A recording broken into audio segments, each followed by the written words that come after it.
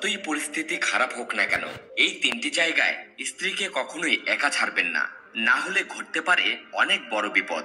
অনেক আগেকার কথা, এক ব্যবসায়ী এবং তার স্ত্রী ব্যবসার কোনো কাজে নিজেদের রাজ্য থেকে অন্য একটি রাজ্যে যাচ্ছিলেন। যখনই তারা অন্য রাজ্যের সীমানায় পৌঁছালেন, তখনই কিছু ডাকাতের সঙ্গে তাদের দেখা হয়। সেই ডাকাতরা ব্যবসায়ী এবং তার স্ত্রীর কাছে যা কিছু ছিল সবকিছু লুট করে নিয়ে যায়। এইভাবে ডাকাতরা ব্যবসায়ী এবং তার স্ত্রীকে ভিক্ষুক বানিয়ে রেখে চলে গেল। ডাকাতরা তো চলে গেল, কিন্তু ব্যবসায়ী ও তার স্ত্রী একেবারে নিঃস্ব হয়ে দুশ্চিন্তায় পড়ে গেলেন। ভাবতে লাগলেন, এখন কি করব? অচেনা শহর, অচেনা মানুষ। এমন পরিস্থিতিতে তাদের অবস্থা আরো খারাপ হয়ে গেল, কারণ এই অচেনা শহরে অর্থই সবকিছু। ব্যবসায়ী তার স্ত্রীকে নিয়ে অচেনা শহরের দিকে এগোতে লাগলেন। তাদের মনে চিন্তা ঘুরছিল, এখন ব্যবসা করবে কিভাবে। এই চিন্তায় বিভোর হয়ে তারা শহরের বাইরে সাধু বাবার একটি কুটির দেখতে পেল। ব্যবসায়ী তার স্ত্রীকে নিয়ে সেই কুটিরের দিকে চলে গেলেন। কুটিরে পৌঁছানোর পর তারা দেখলেন এক সাধু মহারাজ একটি গাছের নিচে বসে তার শিষ্যদের উপদেশ দিচ্ছেন। সাধুকে দেখে ব্যবসায়ী ভাবলেন, কেননা আমার সমস্যাটা সাধু মহারাজকে বলি, হয়তো উনি কোনো সমাধান দিতে পারবেন। এই ভাবনা মাথায় নিয়ে ব্যবসায়ী সেই সাধু মহারাজের কাছে গেলেন এবং অত্যন্ত বিনয়ের সঙ্গে তার সমস্যার কথা জানালেন।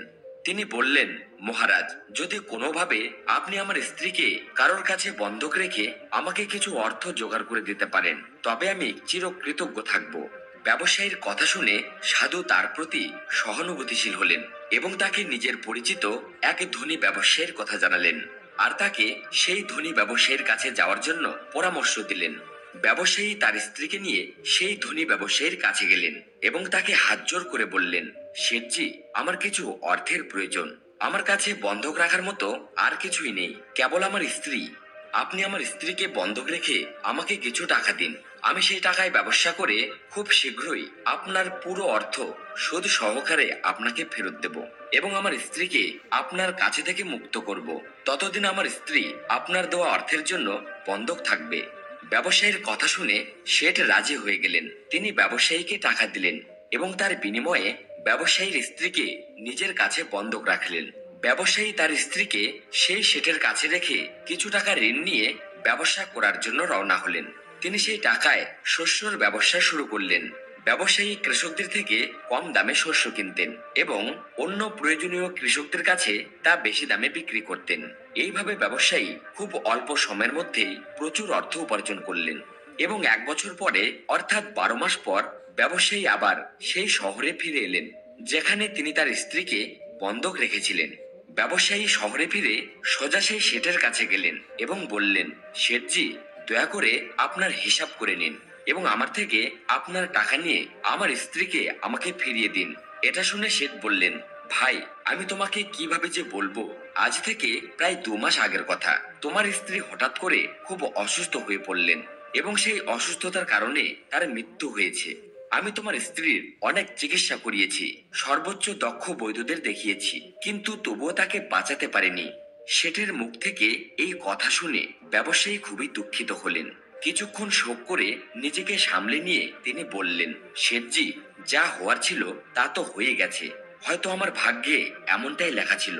তবুও দয়া করে আপনি আপনার টাকা নিয়ে নিন, যাতে অন্তত আমার এই সন্তুষ্টি হয় যে আমি আমার ঋণ শোধ করেছি এবং আমার স্ত্রীকে বন্ধক রাখার লজ্জা থেকে নিজেকে মুক্ত করতে পেরেছি। ব্যবসায়ীর কথা শুনে শেঠ বললেন, না ভাই, এখন আমি তোমার থেকে সেই টাকা কিভাবে নিতে পারি? তোমার স্ত্রী তো আর নেই, আমি সেই টাকার দাবি আর করতে পারি না। যখন আমি তোমার অমানতি তোমাকে ফিরিয়ে দিতে পারছি না, তখন তোমার ঋণ ফেরত নেওয়ারও কোনো অধিকার নেই আমার। ব্যবসায়ী বারবার অনুরোধ করলেন শেঠকে তার টাকা নিতে, কিন্তু শেঠ রাজি হলেন না। অবশেষে হতাশ মন নিয়ে ব্যবসায়ী সেখান থেকে বেরিয়ে এলেন। হাঁটতে হাঁটতে তিনি আবার সেই স্থানে পৌঁছালেন যেখানে প্রথমবার সেই সাধু মহারাজের সঙ্গে দেখা হয়েছিল। সাধু মহারাজ বারবারের মতোই একটি গাছের নিচে বসে তার শিষ্যদের উপদেশ দিচ্ছিলেন। ব্যবসায়ীও মন শান্ত করার জন্য সেখানে গিয়ে বসলেন। সাধুর উপদেশ শুনতে লাগলেন। সাধু মহারাজ ব্যবসায়ীকে দেখে চিনতে পারলেন এবং তার অবস্থা সম্পর্কে জানতে চাইলেন। ব্যবসায়ী পুরো ঘটনাটি সাধু মহারাজকে বললেন। সেই সাধু ছিলেন একজন সিদ্ধ পুরুষ। ব্যবসায়ীর কথা শুনে সাধু বললেন, ভাই, শেঠ তোমার সঙ্গে প্রতারণা করেছে। তোমার স্ত্রী অবশ্যই জীবিত আছে। হয়তো সে তার বাড়িতে তাকে লুকিয়ে রেখেছে, অথবা নিজের কোনো পরিচিতের কাছে দূরে কোথাও পাঠিয়ে দিয়েছে। এখন তুমি একটা কাজ করো, তুমি এখানকার রাজার কাছে চলে যাও এবং তার দরবারে গিয়ে প্রার্থনা করো যে, মহারাজ, আপনি আমার স্ত্রীকে সেই শেঠের কাছ থেকে ফিরিয়ে দিন। কারণ এই নগরের রাজা খুবই বুদ্ধিমান এবং ন্যায়ের পক্ষে। তিনি নিশ্চয়ই সেই শেঠের উপর চাপ দিয়ে তোমার স্ত্রীকে ফিরিয়ে দেবেন। রাজ দরবারেই তোমার বিচার হবে। সাধুর এমন কথা শুনে ব্যবসায়ী সাহস পেলেন। তিনি সাধু মহারাজের পরামর্শ মেনে রাজার দরবারে গেলেন এবং সেখানে গিয়ে রাজার কাছে কাতর প্রার্থনা করলেন, দয়া করে আমার স্ত্রীকে শেঠের কাছ থেকে ফিরিয়ে দিন। ব্যবসায়ীর কথা শুনে রাজা সেই শেঠকে দরবারে ডাকলেন এবং তাকে জিজ্ঞাসা করলেন, শেঠ, এটা কি সত্য যে ব্যবসায়ী কিছু টাকার বিনিময়ে তার স্ত্রীকে তোমার কাছে বন্ধক রেখে গিয়েছিল? শেঠ বলল, হ্যাঁ মহারাজ, ব্যবসায়ীর এই কথা একদম সত্য। রাজা আবার বললেন, তাহলে তুমি তার স্ত্রীকে কেন ফেরত দিচ্ছ না? শেঠ বলল, কিভাবে ফেরত দেবো মহারাজ? আমি তো ব্যবসায়ীকে আগেই বলেছি যে তার স্ত্রী 2 মাস আগে মারা গেছেন। এখন আমি ধর্মরাজের কাছে গিয়ে তো তার স্ত্রীকে ফিরে আনতে পারবো না। রাজা জিজ্ঞাসা করলেন, তোমার কাছে কি কোনো প্রমাণ আছে যা নিশ্চিত করতে পারে যে তার স্ত্রী সত্যিই মারা গেছেন?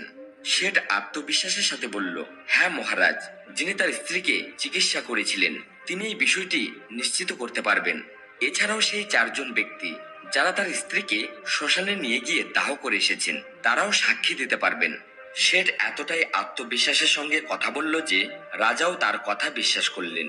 এরপর রাজা ব্যবসায়ীকে বললেন, ভাই, যদি তোমার স্ত্রী জীবিত থাকতেন তাহলে আমরা তাকে নিশ্চয় তোমার হাতে ফিরিয়ে দিতাম। এইভাবে রাজা ব্যবসায়ীকে বুঝিয়ে বিদায় দিলেন।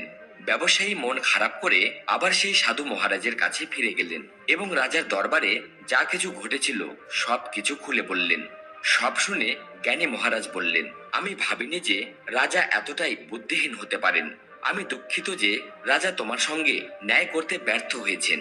তিনি শুধু সেটার কথাই বিশ্বাস করেছেন এবং তোমাকে বুঝিয়ে আমার কাছে ফিরিয়ে দিয়েছেন। এখন আমার কথা শোনো, তুমি আবার রাজার কাছে যাও এবং তাকে গিয়ে বলো 3 ঘন্টার জন্য আমাকে তার সিংহাসনে বসার অনুমতি দিক। তখন আমি দেখিয়ে দেব ন্যায় কিভাবে করা হয় এবং ন্যায়ের প্রকৃত অর্থ কি। সাধু মহারাজের এই পরামর্শ শুনে ব্যবসায়ী আবার রাজার দরবারে গেলেন এবং সঠিকভাবে কথাগুলি রাজাকে জানালেন। ব্যবসায়ীর কথা শুনে রাজা বললেন, 3 ঘন্টার জন্য সিংহাসন ছাড়তে আমার কোনো আপত্তি নেই। এতে যদি তোমার ন্যায় হয় তবে আমি সিংহাসন ওই সাধু মহারাজের জন্য ছেড়ে দেব। তুমি তাকে রাজ দরবারে নিয়ে এসো। রাজার এই আশ্বাস শুনে ব্যবসায়ী ফিরে গেলেন এবং সাধু মহারাজকে রাজ দরবারে নিয়ে এলেন। সাধু মহারাজ রাজ দরবারে পৌঁছালে রাজা তার সিংহাসন সেই সাধুকে অর্পণ করলেন। সাধু মহারাজ সিংহাসনে বসেই শেঠকে দরবারে উপস্থিত করার নির্দেশ দিলেন। শেঠ দরবারে এলে সাধু মহারাজ বললেন, শেঠজি, আপনি বলছেন যে এই ব্যবসায়ীর স্ত্রী আপনার কাছে থাকতে থাকতে 2 মাস আগে মারা গেছেন এবং আপনি এও দাবি করছেন যে তার মৃত্যুর সাক্ষীও আপনার কাছে আছে। এখন আমি কি সেই সাক্ষীদের সঙ্গে দেখা করতে পারি? তখন রাজা হিসেবে দায়িত্ব পালনরত সাধু মহারাজের আদেশে শেঠের সাক্ষীদের দরবারে হাজির করা হলো। প্রথমে সেই চিকিৎসককে আনা হলো যিনি ব্যবসায়ীর স্ত্রীর চিকিৎসা করেছিলেন। সাধু মহারাজ চিকিৎসকের দিকে তাকিয়ে জিজ্ঞেস করলেন, কেন ভাই, তুমি কি এই ব্যবসায়ীর স্ত্রীর চিকিৎসা করেছিলে? চিকিৎসক মাথা নিচু করে বললেন, জি হুজুর, আমি এই ব্যবসায়ীর স্ত্রীর চিকিৎসা করেছিলাম। সাধু মহারাজ গভীর দৃষ্টিতে তাকিয়ে আবার জিজ্ঞাসা করলেন, ঠিক আছে, তাহলে তুমি কি নিশ্চিত করে বলতে পারো যে এই ব্যবসায়ীর স্ত্রী সেই রোগে মারা গেছেন? আচ্ছা বলো তো, তুমি কি ব্যবসায়ীর স্ত্রীর চিকিৎসা করতে শেঠের বাড়ি যেতে, নাকি শেঠ নিজেই তোমার কাছে আসতো চিকিৎসা নিতে? রাজা হিসেবে বসে থাকা সাধু মহারাজের কথা শুনে চিকিৎসক উত্তর দিলেন, মহারাজ, শেঠজি নিজে এসে আমার বাড়ি থেকে ওষুধ নিয়ে যেতেন। সাধু মহারাজ বললেন, মানে তুমি নিশ্চিত করে বলতে পারো না যে শেঠ ব্যবসায়ীর স্ত্রীর জন্যই ওষুধ নিয়ে যেতেন নাকি অন্য কারোর জন্য? চিকিৎসক একটু সংকোচ করে বললেন, হ্যাঁ মহারাজ, আমি নিশ্চিত করে বলতে পারি না শেঠ ওষুধটি ঠিক কার জন্য নিয়ে যেতেন, তবে শেঠজি আমার কাছে ওষুধ নিয়ে যেতেন। সাধু মহারাজ তার কথাই মন্তব্য করলেন, তাহলে এর মানে হলো তুমি রোগীকে দেখার আগেই ওষুধ দিয়ে দিচ্ছিলে। এটা খুবই গুরুতর বিষয়। তুমি ওষুধের জায়গায় যে কোনো লোককে বিষও দিয়ে দিতে পারো এবং হতেও পারে তোমার দেওয়া বিষের কারণেই ব্যবসায়ীর স্ত্রীর মৃত্যু হয়েছে। সাধুর এই কথা শুনে চিকিৎসকের মুখ ফ্যাকাশে হয়ে গেল। এবং সে ভয় পেয়ে বলল, না হুজুর, এমন কখনোই হতে পারে না। আমি তো কখনোই আমার রোগীকে ওষুধের বদলে বিষ দেব না। এর ফলে তো আমার মান সম্মান ধুলোয় মিশে যাবে। চিকিৎসকের কথা শুনে সাধু মহারাজ বললেন, এখন তো তুমি এমনই বলবে। আমি তোমাকে তোমার কাজের প্রতি গাফিলতি এবং একজন রোগীর জীবনের সঙ্গে খেলা করার অপরাধে 50টি বেকরাঘাত করার আদেশ দিতে যাচ্ছি। এখন তুমি ভেবে দেখো, তুমি সত্য বলবে নাকি আমি সৈন্যদের আদেশ দেব তোমাকে বন্দি করার। এই কথা শুনে চিকিৎসকের শরীর ভয়ে কাঁপতে লাগলো এবং সে সাধু মহারাজের পায়ে পড়ে বলল, হুজুর, আমাকে ক্ষমা করে দিন। আমি মেনে নিচ্ছি যে আমি শেঠের কোনো রোগীরই চিকিৎসা করিনি। শেঠ আমাকে 1000 টাকা দিয়েছিল এবং বলেছিল যদি সাক্ষীর প্রয়োজন হয় তবে আমি তার পক্ষে সাক্ষী দেব। এ আমার অপরাধ। আমি লোভের বশে সেই প্রস্তাব গ্রহণ করেছিলাম। রাজা হিসেবে বসে থাকা সাধু মহারাজ বললেন, চিকিৎসক, যাই হোক না কেন তুমি তো অপরাধ করেছো, সুতরাং আমি তোমাকে মিথ্যা সাক্ষ্য দেওয়ার অপরাধে 20টি চাবুক মারার আদেশ দিচ্ছি। সাধু মহারাজের আদেশ অনুযায়ী রাজা তার সৈন্যদের মাধ্যমে দ্রুত সেই চিকিৎসককে বন্দী করলেন এবং চাবুক মারার নির্দেশ দিলেন। প্রথম চাবুক পড়তেই চিকিৎসক খুব জোরে চিৎকার করে উঠল এবং বলল, মহারাজ, দয়া করুন, আমাকে ক্ষমা করুন, আমার প্রতি দয়া করুন, আমি মরে যাব। প্রতিটি চাবুকের আঘাতে তার গলা থেকে করুণ আওয়াজ বের হতে লাগলো। তার চিৎকার পুরো রাজদরবারে প্রতিধ্বনিত হতে লাগলো।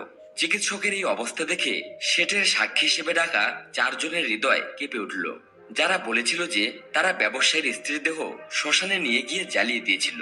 এখন তাদেরও পালা এসেছে সাক্ষী হিসেবে হাজির হওয়ার। সাধু মহারাজ তাদের জিজ্ঞাসা করলেন, তোমরা বলছো যে তোমরা এই ব্যবসায়ীর মৃত স্ত্রীর দেহ শ্মশানে নিয়ে গিয়ে জ্বালিয়ে দিয়েছো। আমাকে এটা বলো, মৃতদেহের স্নান করার পরে যখন তাকে কাফনে মুড়িয়ে মাটিতে রাখা হয় তখন তোমরা কি সেই মহিলার মৃতদেহ দেখেছিলে? এই প্রশ্ন শুনে সেই 4 জন উত্তর দিল, না হুজুর, আমরা তো তার মৃতদেহ দেখিনি। শেঠজি যখন তার সবযান প্রস্তুত করলেন তখন আমরা তাকে শ্মশানে নিয়ে গিয়েছিলাম এবং তাকে জ্বালিয়ে দিয়েছিলাম। সেই 4 জন সাক্ষীর কথা শুনে সাধু মহাত্মা বললেন, তোমরা কি এটাও জানতে প্রয়োজন মনে করলে না মৃতদেহে শুয়ে থাকা ব্যক্তি আসলে মৃত নাকি অজ্ঞান অবস্থায় পড়ে থাকা কোনো জীবিত মানুষ? এমনও তো হতে পারে কোনো বিষাক্ত পদার্থে অজ্ঞান হয়ে পড়া একজন জীবিত মানুষকে তোমরা শ্মশানে নিয়ে গিয়ে জ্বালিয়ে দিয়েছো। এটিও একটি অত্যন্ত গুরুতর অপরাধ। এর জন্য তোমাদের মৃত্যুদণ্ড হতে পারে।